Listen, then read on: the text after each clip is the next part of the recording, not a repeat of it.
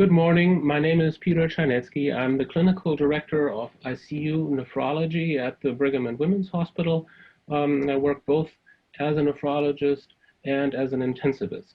So from that interdisciplinary perspective, I will give you a lecture on the acute kidney injury complex in COVID-19 disease. And this is my disclosure slide. I don't have anything to disclose that is relevant for this presentation. I decided that I will divide this in three parts for you, into an epidemiology part, then we will talk a little bit about pathobiology, and then we will talk about the clinical management.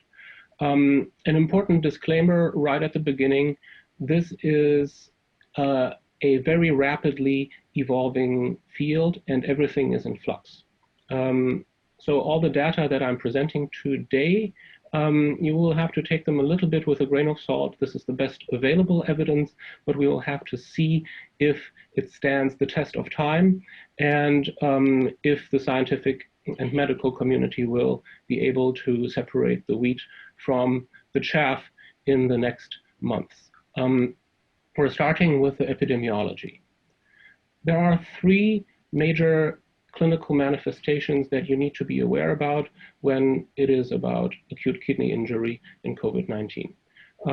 Number one, acute kidney injury itself, defined as a rise in creatinine or as the development of oliguria, is not particularly common, even though the kidney is frequently affected by the COVID-19 virus, but it is probably the most important manifestation, AKI.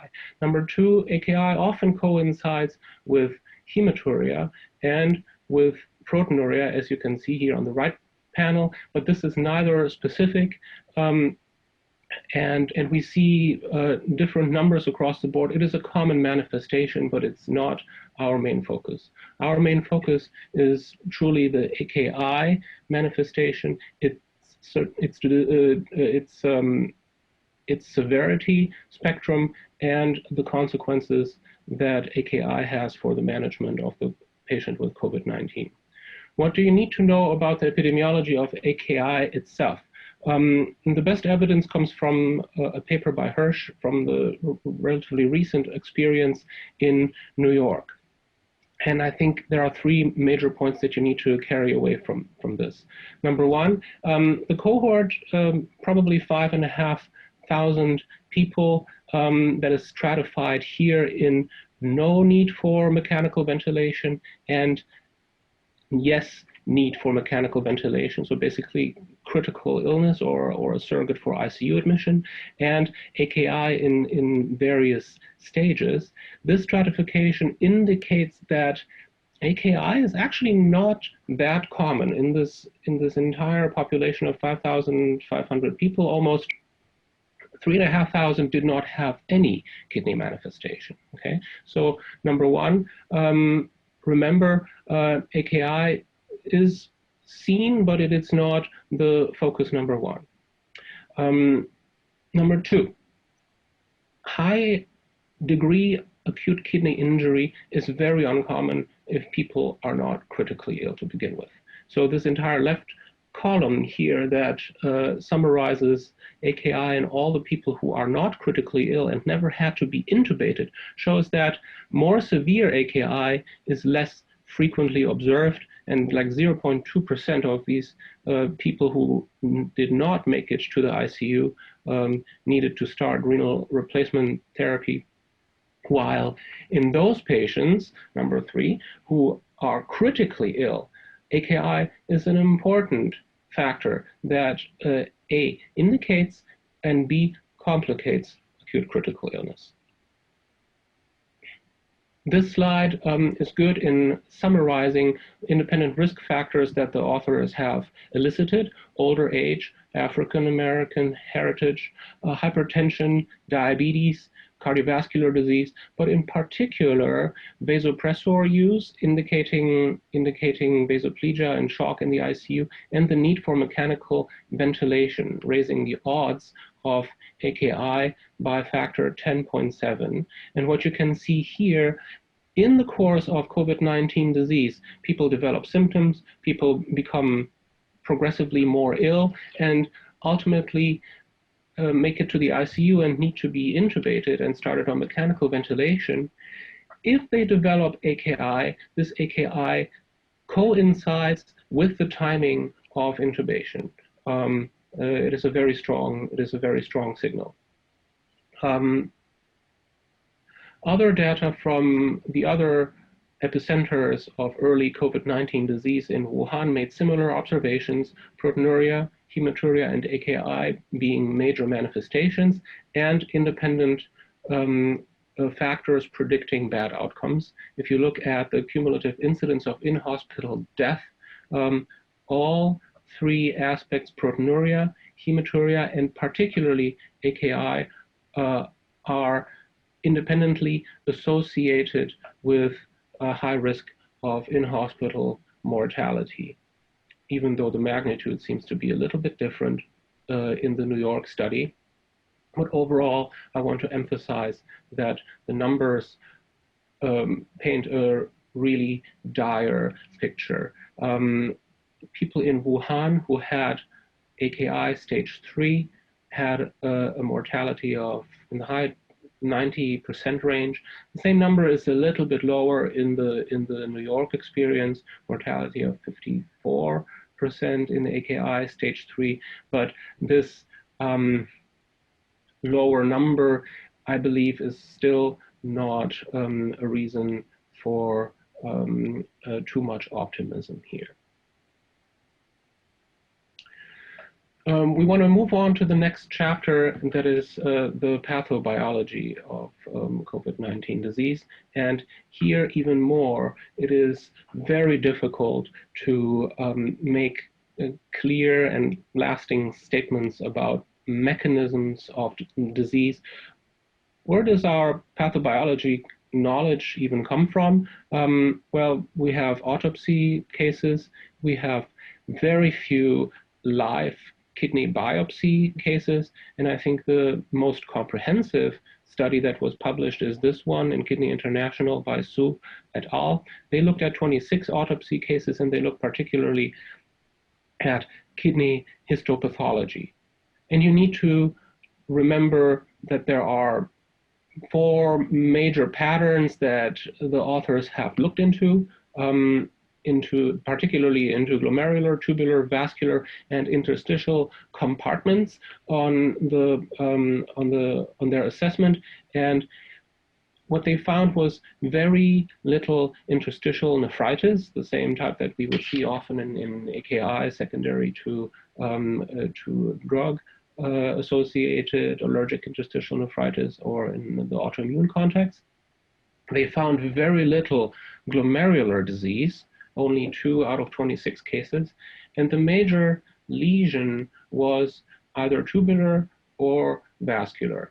The mechanisms are believed to be either through direct cytopathic effect of the virus invading tubular epithelial cells and leading to acute tubular injury or acute tubular necrosis, and on the other hand, vascular manifestations in the sense of endothelial activation, RBC congestion, and then secondarily leading to ischemia, particularly in the peritubular capillaries, and causing more profound tubular damage. So the tubular and the vascular pathology patterns, they are kind of linked because if tubular epithelial cells are not directly invaded by a virus, they may still suffer by the vascular manifestations and the ischemia.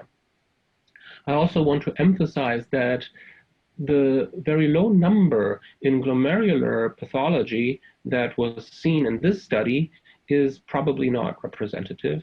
It is useful because this is an early paper that already showed many aspects of the pathologic spectrum of COVID-19 in the kidney, but as you will see in a few slides, the genetic background in China is different than in the US, which has important implication for podocyte disease and glomerular pathology.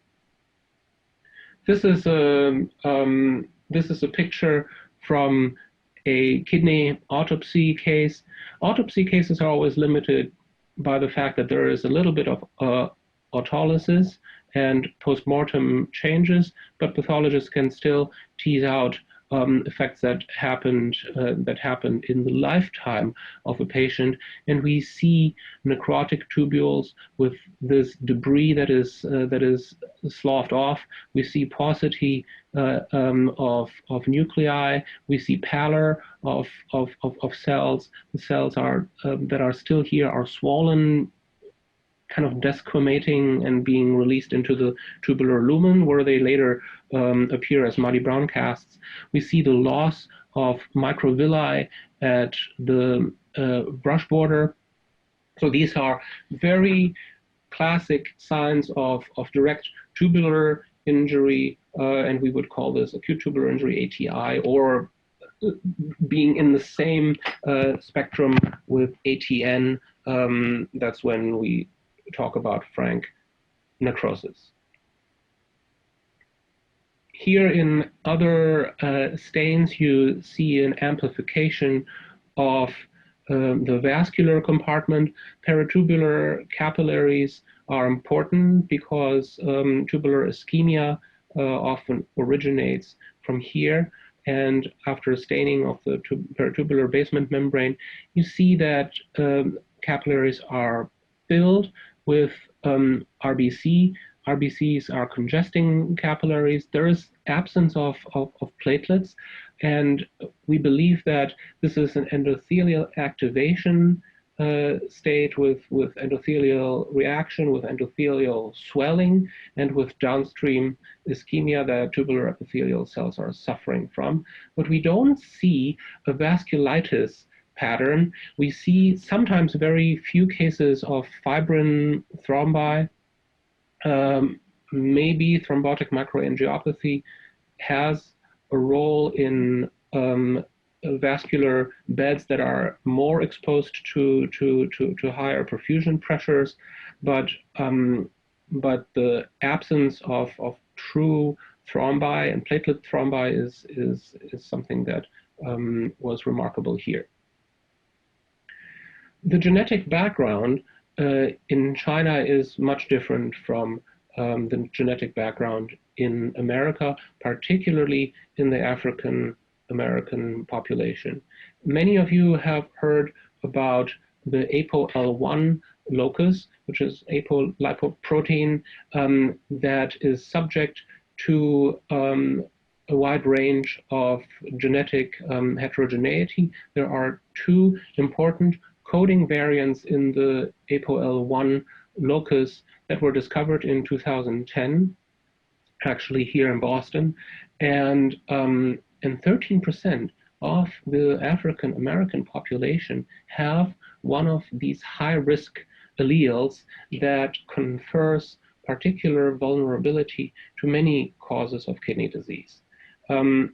This is, on the one hand, a very interesting example of evolutionary biology and genetics, because when Europe got populated in the out of Africa movement, that was probably 20,000 to 100,000 years ago, and these genetic variants were not present in the European population, the prevalence of these high-risk alleles is very low, basically 0%. However, here in West Africa, we see up to 46% prevalence of these higher risk alleles from probably random mutations that occurred 4,000 years ago. They confer an evolutionary advantage, a protection against tryposomiasis, African sleeping sickness. And this is why this allele is so successful. And then obviously in the genome of many African Americans, these ApoL1 variants are present. And what our research has shown is that independent, that dependent on the ApoL1 high-risk variants, there is a much higher likelihood for certain kidney diseases. That includes lupus. That includes non-diabetic CKD. That includes graft survival in kidney transplant recipients. But what is particularly important also in the discussion of COVID-19 disease is that the odds for focal segmental glomerulosclerosis is extremely high, 17 times higher as in people with a normal APOL1 variant. And in virus-mediated disease, HIV-associated nephropathy, both in the US or in Africa, there is an extremely strong correlation with those high-risk APOL1 variants. In interferon therapy-associated FSGS, which is a certain side effect of interferon therapy, a cytokine storm is being attributed to the observed risk of FSGS. And from the few biopsies that have been done in COVID-19, where patients maybe even recover from the cardiopulmonary disease, but develop large proteinuria, FSGS, focal segmental glomerulosclerosis, is the most prevalent finding, particularly in Americans of African heritage. Much more research needs to be done to elicit the further mechanisms, but FSGS, particularly the so-called collapsing glomerulopathy, FSGS is the pathologic picture that many of our Chinese pathology colleagues have not observed in their autopsy series. I want to move on to the next chapter, and this is the clinical management of COVID-19 AKI. And this is mostly ICU medicine, because you have seen in the epidemiological discussion that AKI is a risk factor, or at least associated with and also complicating the disease. The more critical the disease is, the more does AKI play a role. And this is, to a certain extent, not about the kidney itself, because the question here is, can the kidney support critical organ functions with regard to solute clearance and with regard to volume management? The reason why these patients come to the ICU is because of ARDS. And what often coincides with ARDS is shock, is pressor requirement, and is vasoplegia. And in those situations, a failing kidney is more likely not to meet the volume management goals that are necessary to keep ventilated patients alive. And more rarely, we see that a reason for renal replacement therapy initiation is solute clearance, or that people rapidly develop uremia or hyperkalemia. We mostly see problems with the volume management. So when the answer to that first question, can the kidney support critical organ functions, is no, then the clinician is faced with the decision about renal replacement therapy initiation. Many reports were out there. There is literature about intermittent hemodialysis, CRRT, and peritoneal dialysis as a renal replacement therapy modality in COVID disease.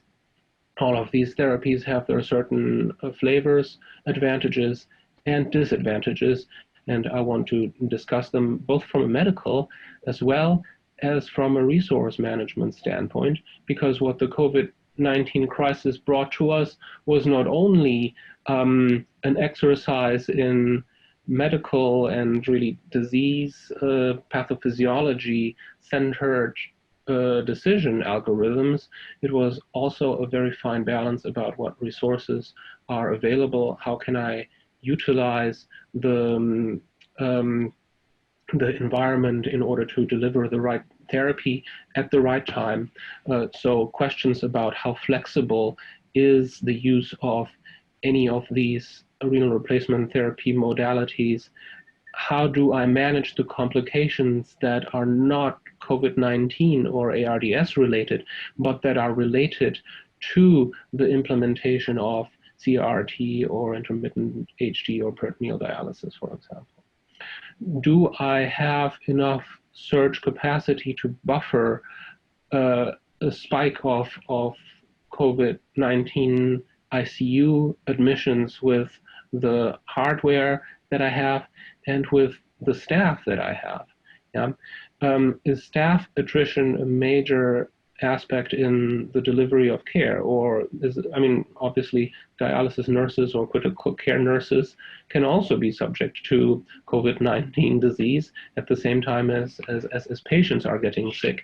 And then if I need personnel to perform one-to-one treatments, then these are all factors that play a role in the decisions of how renal replacement therapy is delivered in the time of crisis. Whether you talk about renal replacement therapy in the context of COVID or in AKI or ESRD in general, there are always these principles that play a role. The clearance of uremic toxins, the tight control of potassium homeostasis, the provision of adequate buffering capacity for the acid load that the kidney is incapable of excreting, to provide predictable clearance for pharmacologic therapy, particularly for antibiotic dosing, and very important in these cases here in COVID-19, the control of volume homeostasis. And this is a major difference that you will see between the patients with end-stage renal disease that everybody in internal medicine has seen. The end-stage renal disease patient needs dialysis on Monday, Wednesday, Friday in order to have to stay alive and to have mostly toxin clearance. Don't let the BUN rise too high. And the volume homeostasis problem is something that is a variable between intradialytic weight gain, compliance with fluid restriction, and the patient's blood pressure, and it is managed with all scheduled treatments. In ARDS and in critical illness, volume homeostasis is probably one of the most important aspects. Everything else except acute onset of life-threatening hyperkalemia is secondary. And this is one of the aspects that plays a major role in our decision about renal replacement therapy modalities. The hemodialysis that you know is delivered by a hemodialysis nurse, as here in this picture from the New York Times. The dialysis nurse is a critical resource here. ICU treatments have to be supervised by a hemodialysis nurse one-to-one. This is different than in an outpatient or an inpatient hemodialysis unit where one nurse can take care of multiple patients at the same time. But with all PPE and ICU isolation requirements on top of everything, there is one patient and one nurse and one treatment, and that nurse cannot do anything else for 3 or 4 hours than treating care of this one patient. The major advantage of hemodialysis is that you attain superior solute clearance over a very short treatment period. And people who have a fistula, they can be hooked up to the fistula. Otherwise, a central venous catheter can be placed within minutes on an ICU. And the major limitation is that all the volume that needs to come out has to come out in a 3 to 4 hour treatment time. And outside of this treatment time, the patient is running positive. So those patients who can tolerate the swings in running positive with drips, infusions, medications, nutrition, and then being dialyzed every day or every other day and having this volume taken off, they are doing well with intermittent hemodialysis, whether this is in the ICU or not. Those who cannot tolerate any volume swings, either from hemodynamic purposes or from reasons associated with the profound hypoxemia that these patients are suffering from, they need continuous renal replacement therapy. I'm not going to go into the details of what different modalities exist within CRRT, but the aspects of CRRT are the following. We achieve excellent solute clearance in continuous therapy, but obviously this is less than a hemodialysis machine can provide. So I like to stress the major advantage of continuous renal replacement therapy is that it is continuous because it doesn't go away. It stays with the patient until the clinician decides to terminate the treatment. And with the so that phrasing that as an advantage is it really is a superior treatment where we need precise volumetric adaptations, and those matter most in people who have profound hypoxemia or who are profoundly hemodynamically unstable. The advantage of CRRT is the patient can be made 200 milliliters negative last hour and can be kept even this hour and can be made 50 milliliters negative next hour, and this is how precise the volume adaptation can be. From the moment that you initiate CRRT, no patient needs to run even 1 milliliter positive, even except if the clinician decides that we want to run somebody positive. So for the management of ARDS, this is extremely helpful. What we have learned is resource utilization needs to be optimized in order to buffer a surge demand. We do everything to prevent a positive volume balance in those patients, particularly in those patients who are in severe ARDS, but also in those patients who are in less severe ARDS and who have just a very high mandatory fluid intake through therapeutic fluid. We have learned that these proning maneuvers that are helpful in mitigating VQ mismatches in profound ARDS give rise to positional flow-related issues that these circuits break down, that we need to change filters, that there are treatment interruptions, and this is something that needs to be factored in. We have learned that patients who are oliguric and who need ECMO, for those people there is no alternative to CRRT for precise volume adaptation. And we have learned that abnormalities that are COVID-19 specific to the coagulation system impose a significant challenge in CRRT systems patency, because these systems clot off very easily, and we're going through many filters in patients with profound COVID-19 disease, and maintenance of adequate anticoagulation, often achieved with unfractionated heparin titrated to adequate goals, has been the key. Our experience has shown that the footprint of COVID ICU patients on the nephrology support structure is quite profound. Here you see at the Brigham and Women's Hospital how many people were COVID ICU admissions and how many of them were on the ventilator, and this is how many people required renal replacement therapy and who were actively managed by the ICU nephrology service. So here, like this, over time, this is the fractional representation here between 25 and 33%. So basically, between a quarter and a third of all ICU patients were followed by the ICU nephrology service or actively managed on renal replacement therapy for weeks and weeks and weeks during the peak of the crisis. And that shows you how large the footprint of the disease is on the kidney. So I want to move on to two board questions that I have put together in order to highlight some major points. Number one, SARS-CoV-2 infection causes multiple histologic patterns of kidney injury. Indicate the most common findings. Choose between A, immune complex mediated vasculitis, B, acute tubular injury or acute tubular necrosis, C, FSGS with tip lesion, D, and choose that B and C are correct statements, or E, all of the above. And you may think a little bit, cast your vote. And the correct answer here is B.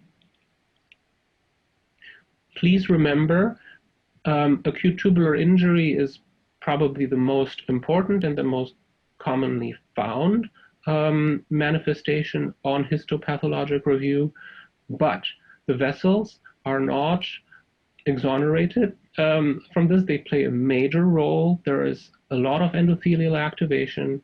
There is a lot of RBC congestion, but this has nothing to do with vasculitis, and this has nothing to do with circulating immune complexes. Okay, so vessels, yes. Vasculitis, no. And then C is actually it's a close shot. FSGS is true. If I said FSGS, would be a correct answer. Yeah, FSGS with tip lesion is an isoform of FSGS that has nothing to do with COVID-19 disease. The pattern of FSGS that we see, particularly in African American patients with COVID-19 disease, is collapsing glomerulopathy. Okay, so here the tip lesion made C a wrong choice. Board question 2. A critically ill 39-year-old woman with COVID-19 suffers from AKI. She's in worsening ARDS. Intubated, mechanically ventilated, requires vasopressor support. Her BUN creatinine are worsening, but she has preserved urine output and diuretic response. These are ICU days, 4, 6, 8, and 10. Her creatinine is rising, 1.9, 2.7, 3.4, 4.2. The BUN is rising, 30s to 80s. The potassium is high, 5.1, fluctuating here and there. Also, does she have a base deficit? The bicarbonate is low. Now comes the therapy arm. We have to give therapeutic fluids, pressors, antibiotics. 3,400 in, and urine output 3,200. Here, day 6, these are the numbers. Day 8, these are the numbers. Day 10. So we can argue that the urine output is coming down, but she's still making 2 liters of urine per day on day 10. Norepinephrine in the low double-digit range for all the time. The furosemide support is titrated from 5 up to 20 milligrams per hour, and it stays at 20, which is the maximum dose in many centers. And here are the oxygenation parameters, initially at an FiO2 of 40% and with a PEEP of 10. The FiO2 is rising, the PEEP is rising. Here she's basically requiring maximum oxygenation support on the ventilator. When would it have been the most appropriate to initiate renal replacement therapy? And you have to choose between day 4, day 6, day 8, day 10, or actually not at all.